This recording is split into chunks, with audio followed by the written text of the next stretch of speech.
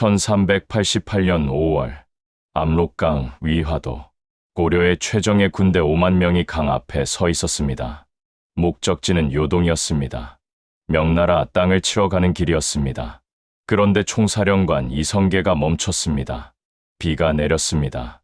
강물이 불어났습니다. 이성계는 조정에 4가지 이유를 들어 회군을 건의했습니다. 조정은 거부했습니다. 그런데 이성계는 말을 돌렸습니다.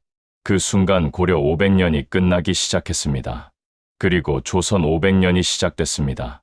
오늘은 조선 건국의 충격적인 비밀을 낱낱이 공개합니다. 위화도 회군의 진짜 이유부터 한양 천도까지 조선이 어떻게 설계되고 탄생했는지 그 모든 것을 지금 공개합니다. 첫 번째입니다. 위화도 회군 말을 돌린 진짜 이유. 때는 1388년 5월이었습니다. 고려 우왕은 명나라가 고려 땅 일부를 차지하려 한다는 소식에 분노했습니다. 최영 장군을 앞세워 요동 정벌을 결정했습니다.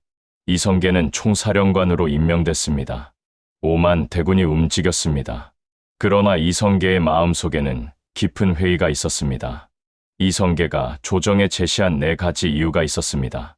첫째, 작은 나라가 큰 나라를 치는 것은 불가하다. 둘째, 여름 농번기에 군사를 동원하면 안 된다.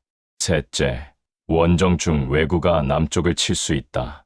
넷째, 장마철 활의 악교가 녹아 전투력이 떨어진다.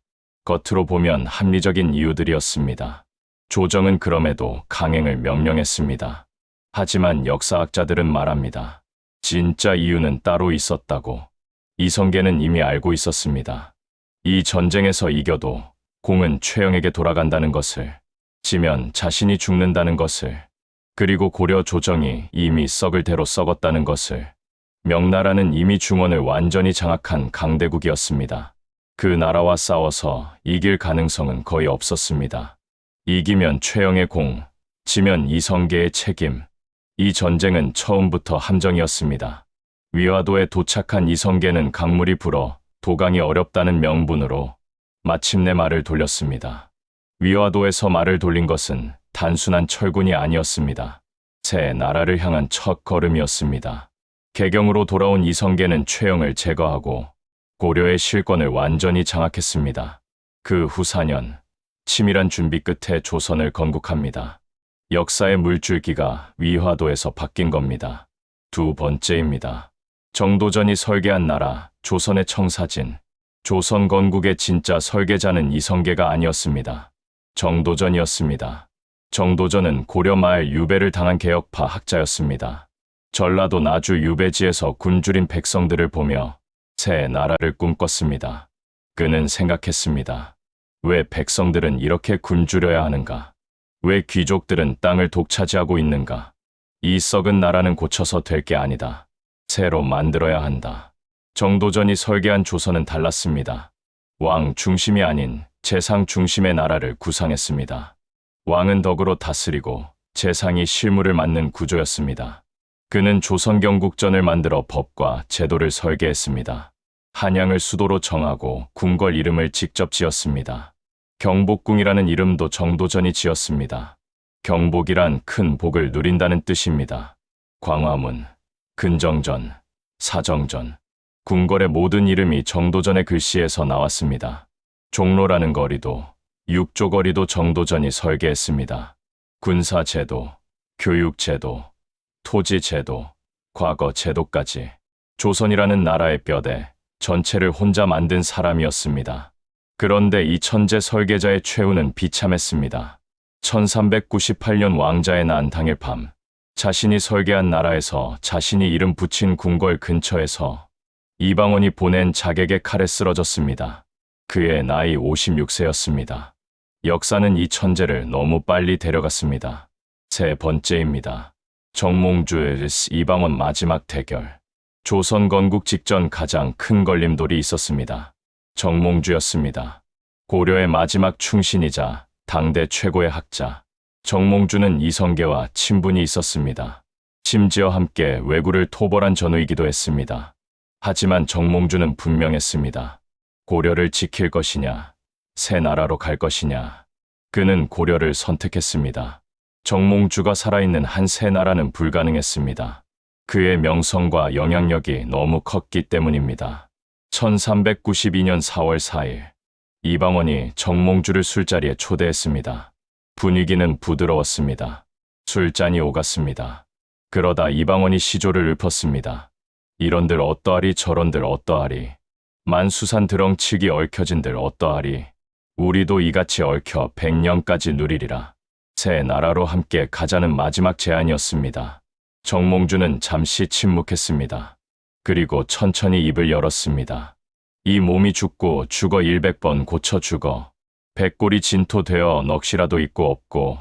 임 향한 일편단심이야 가실 줄이 있으랴. 거절이었습니다.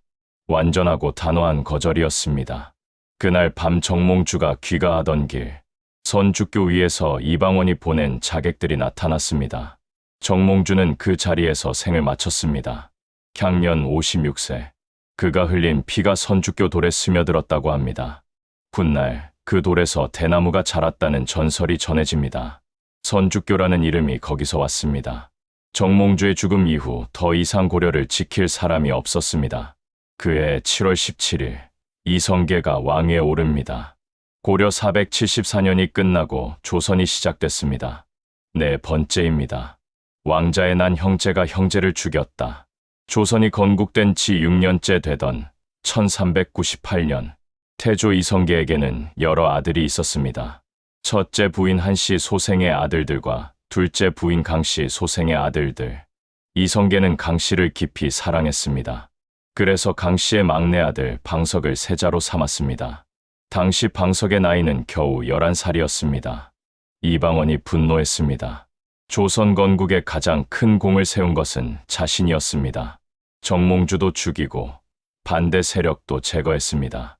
그런데 세자는 어린 이복 동생이었습니다. 그것도 정도전이 뒤에서 밀고 있는 방석이었습니다.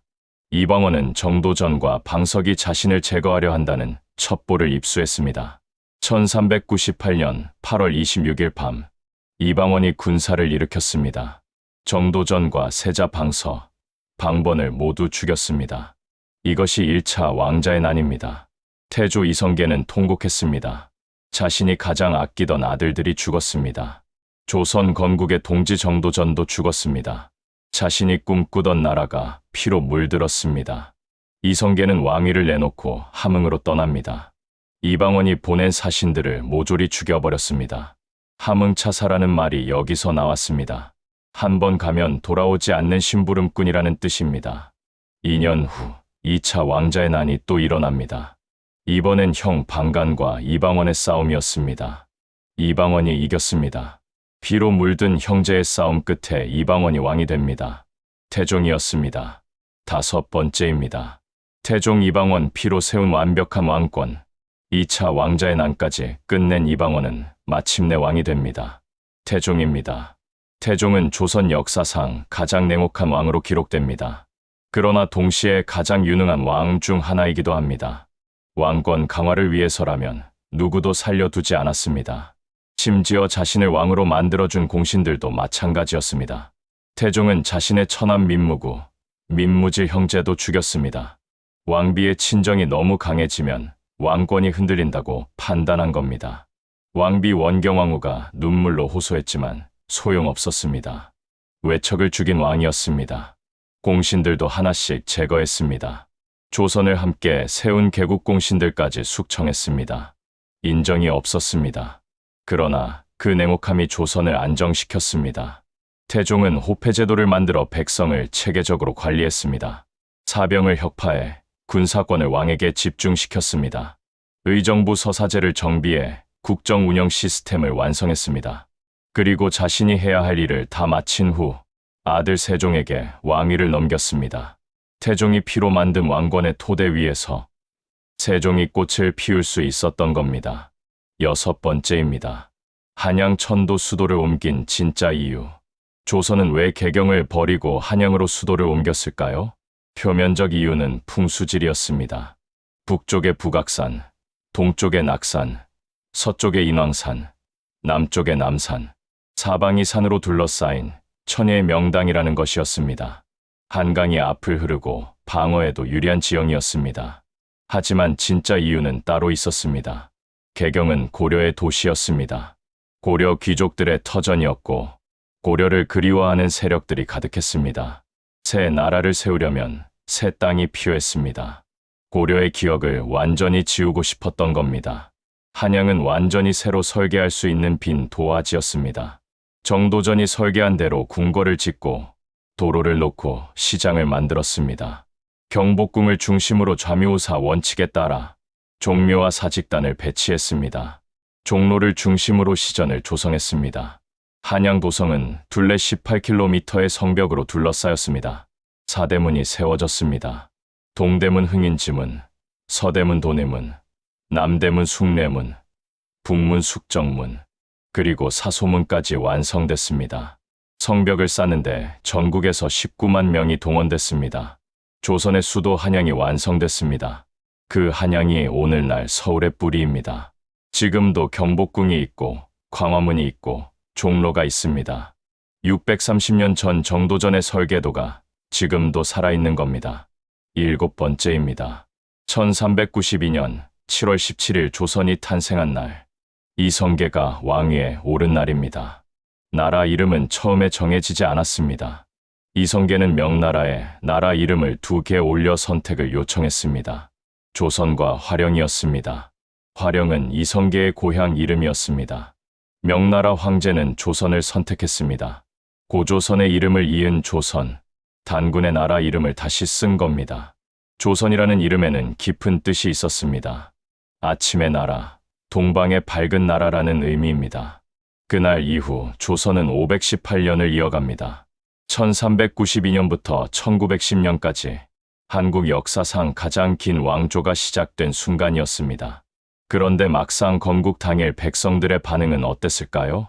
고려 신하들 상당수는 두문동에 들어가 나오지 않았습니다. 조선의 신하가 되기를 거부한 겁니다. 충신은 두 임금을 섬기지 않는다는 절개였습니다. 이들을 두문동 72연이라 부릅니다. 새 왕조의 탄생을 기뻐한 사람들이 있는 반면 눈물로 고려를 떠나보낸 사람들도 있었습니다. 역사의 전환점은 언제나 그렇습니다.